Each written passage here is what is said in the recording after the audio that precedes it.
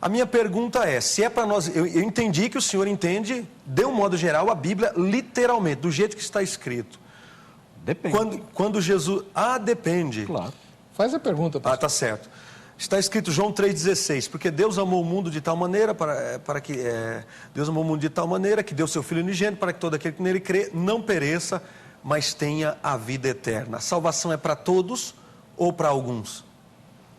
Essa é a Salvação? pergunta? Essa é a pergunta. Tá. Tá Com base em João 3,16, a salvação é para todos ou para alguns? Salvação é para alguns. Salvação é para alguns, não é para todos. Lógico que não é para todos. Senão não teria inferno. Claro que a salvação é para alguns. A Bíblia fala isso, Jesus falou isso. Deus disse assim, olha,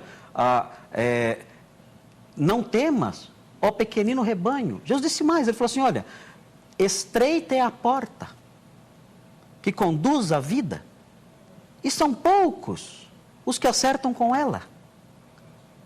A fé, diz o apóstolo Paulo, a fé não é de todos. A Bíblia diz isso expressamente.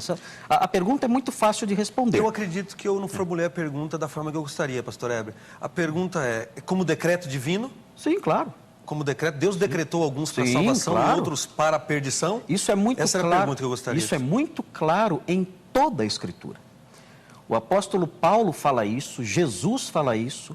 Jesus diz, olha, ainda tenho outras ovelhas, não deste aprisco.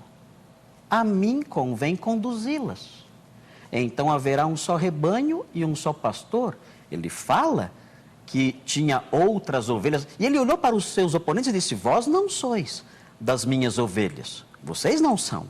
Eu tenho outras ovelhas, mas não são vocês. E eu vou chamá-las e vou conduzi-las. João ainda diz também que Jesus morreu para reunir os filhos de Deus, que andam dispersos. Ele fala isso. Pessoas que nem tinham sido salvas ainda. E o Senhor fala para Paulo, em Atos 18, se não me engano, quando ele está em Corinto. Ele fala, não, prega, fala e não te cales, porque eu tenho muito povo nesta cidade. Não era todo mundo. Eu tenho muito povo nesta cidade. Então, existe sim um povo eleito. Tanto que Paulo, quando se dirige à igreja, chama a igreja de os eleitos de Deus. Então, isso é muito claro na Escritura, isso está acima de qualquer discussão. O texto mais claro acerca disso é o texto que o Senhor disse que não significa o que claramente significa, que é Romanos 9. Né? Romanos 8, Romanos 9, dizem claramente isso. Isso é muito claro naquele texto, é só olhar o texto. Enfim, agora, não sei por que o Senhor disse que eu entendo toda a Bíblia literalmente. Não, claro que não. A leitura da Bíblia é uma leitura natural. Há um versículo na Bíblia que diz assim, se o teu inimigo tiver fome, dá-lhe de comer. Se tiver sede, dá-lhe de beber. Porque fazendo isto, ajuntarás brasas de fogo sobre a sua cabeça. Então é muito fácil saber qual parte do versículo é literal e qual parte do versículo é figurada. Se o teu inimigo tiver fome, dá-lhe de comer. Isso é literal. Está com fome, dá comida. Porque fazendo isso, amontoarás brasas de fogo sobre a sua cabeça. Isso é figurado, é evidente. É só nós olharmos o texto e percebermos pelo nosso bom senso. Os pés de Deus estão sobre a terra. É claro que isso é um antropomorfismo pedagógico. Claro que ele está querendo... Claro que Deus não tem pé. Você perguntou o tamanho do pé de Deus, né? O senhor foi irônico nessa hora. Né? Mas não tem problema, o nosso debate admite esse tipo de ironia. Eu sou bastante irônico também.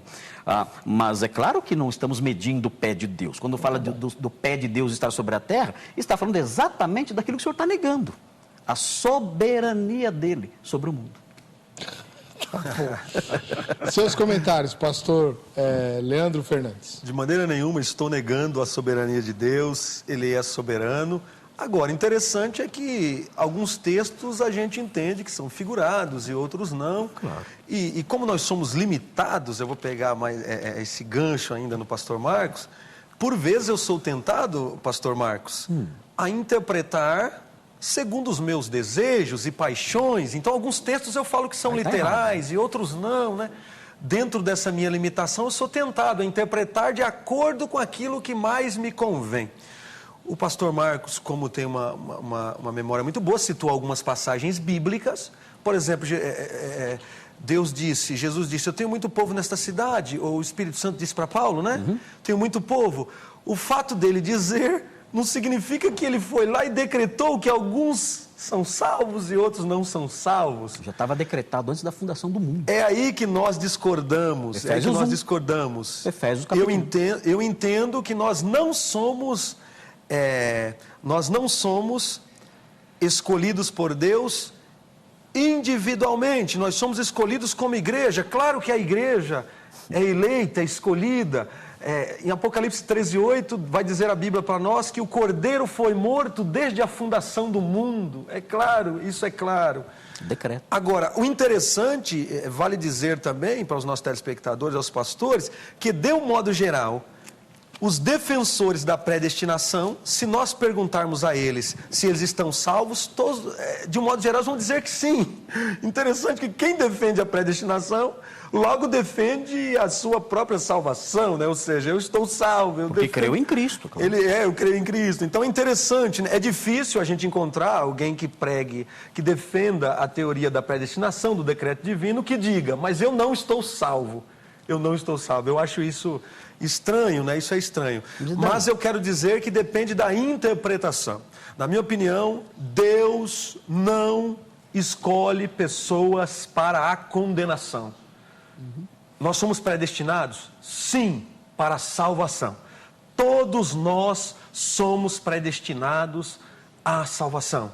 E quem será salvo? Aquele que aceitar Jesus no seu coração, aquele que aceitar o sacrifício de Jesus na cruz do Calvário. Agora, para a condenação, eu não consigo entender isso. Aí o pastor Marcos também, quando não entende, ele apela para a soberania de Deus. E eu também, nem tudo eu entendo, mas até esse ponto penso que nós podemos abstrair, refletir. Eu não entendo que pessoas são predestinadas à condenação. É apenas uma interpretação bíblica que eu respeito, mas não concordo.